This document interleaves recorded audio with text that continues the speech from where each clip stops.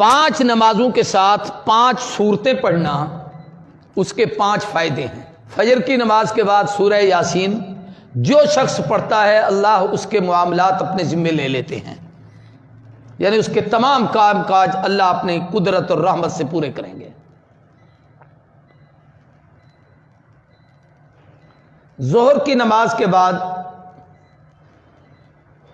سورہ فتح، انا فتحنا لک فتحا مبینا، جو آدمی اس کے پڑھنے کا اہتمام کرتا ہے سورہ فتح کو، اللہ اس وقت تک موت نہیں دیتے جب تک حج عمرہ نہ کر لے۔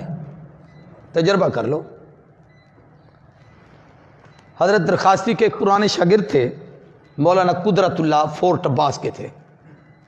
میں وہاں تقریر کرنے گیا، معذور تھے، ایک بازو ان کا نہیں تھا، یہاں سے کٹا ہوا تھا۔ میں نے اس تقریر میں یہ وظیفہ بتایا کہ آپ لوگ اس صورت کا اہتمام کریں، اللہ حج عمرے کی سعادت نصیب کریں گے۔ وہ کہتے میرے دل میں بڑی امنگ تھی اور مجھے یہ تھا کہ بھئی اسباب بھی نہیں ہے، ایک چھوٹی سی فیکٹری میں ملازم تھے، 500-700 روپے تنخواہ تھی اس وقت۔ تو کہتے میں نے توکل کے ساتھ اس سورت کو پڑھنا شروع کر دیا، روزانہ ظہر کے بعد پڑھتا تھا۔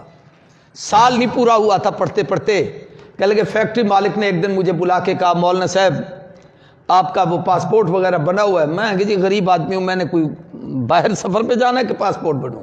کہنے لگے نہیں میں پیسے دیتا ہوں، آپ پاسپورٹ تو بنوائیں، اللہ آپ کے لیے کوئی آسانی فرما دے۔ کہتے جی اس کے پیسوں سے میں نے پاسپورٹ بنوایا، اس نے مجھے پاسپورٹ لے کے جی ویزا لگوا دیا، خرچے بھی دیے، سفر خرچ بھی دیا، ٹکٹ بھی دیا، 10 روپے بھی میرے خرچ نہیں ہوئے، جیسے گیا تھا اسی طریقے سے سفر کر کے واپس آیا، بلکہ وہاں سے اللہ نے جو نعمتیں دی وہ بھی ساتھ لے کے آیا۔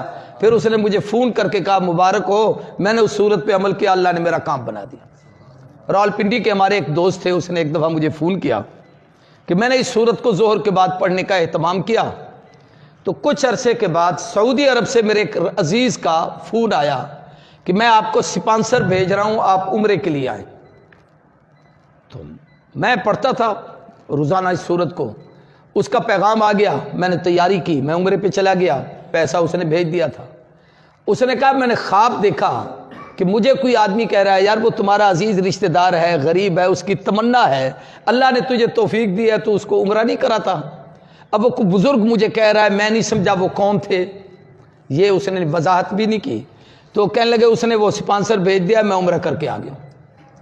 یہ تجربات ہوتے ہیں، تو اگر اعتماد سے آدمی کرے تو فائدہ ہوتا ہے۔ عصر کی نماز کے بعد سورہ نبا، عما یتساءلون پارے کی پہلی سورت۔ آج کل اس سال وظیفے بڑے لکھ رہے ہو، اتنے وظیفے میں نے پہلے کبھی نہیں لکھوائے۔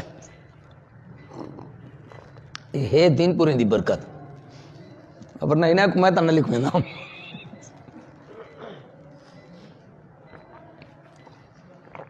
کچھ وظیفے میاں صاحب کے پاس بھی ہیں، وہ ان سے پوچھنا، جس کی شادی نہ ہو نا یہ تویز دیتے ہیں۔ دین پور میں ایک جمعرات ہوتی ہے، اس کو کہتے ہیں چھڑیں دی جمعرات، چھڑے سمجھتے ہو اکیلے جو ہوتے ہیں، اس رات اتنے لوگ جمع ہوتے ہیں جس کی حد نہیں، صبح کو لائن لگی ہوتی ہے، سب کو میاں صاحب نام پوچھ کے تویز لکھتے جاتے ہیں، دیتے جاتے ہیں، کام ہو جاتے ہیں۔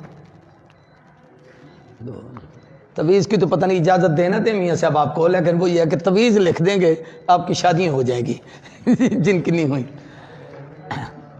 اچھا توجہ کریں، عصر کی نماز کے بعد سورہ نبا، اس کے پڑھنے کا فائدہ یہ ہے کہ اللہ تعالیٰ قیامت کی ہولناکی سے محفوظ فرمائیں گے، کیونکہ اس کے آخری رکوع میں جنت اور جہنم کی کیفیات ہیں،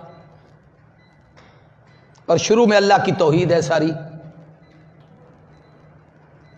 مغرب کے بعد سورہ واقعہ رزق کی برکت کے لیے، عشاء کے بعد سورہ ملک قبر سے، عذاب قبر سے نجات کے لیے۔